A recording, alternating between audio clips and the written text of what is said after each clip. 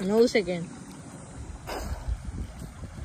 फक्त 9 सेकंद आपण पाण्यामध्ये राहू शकतो, एवढीच आपली कॅपॅसिटी आहे.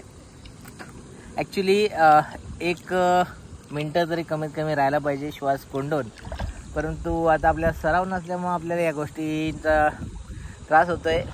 आणि हे नको पाण्यात पडेल. आपण या ठिकाणी बघू शकतो की कशा प्रकारे या ठिकाणी आपण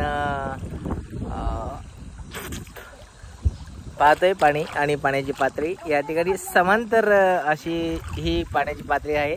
आणि म्हणून लहान मुलांना सुद्धा सोबत घेऊन आला तर इथे कुठल्या प्रकारे धोका नाही, परंतु पाण्याला धार आहे, धारेमध्ये जर एकदमच लहान पोरगा वाहून जायची शक्यता आहे. त्यामुळे मोठ्या माणसांनी ही काळजी घेणे गरजेचं आहे. हा मेसेज तुम्हाला या व्हिडिओवर द्यायचा आहे.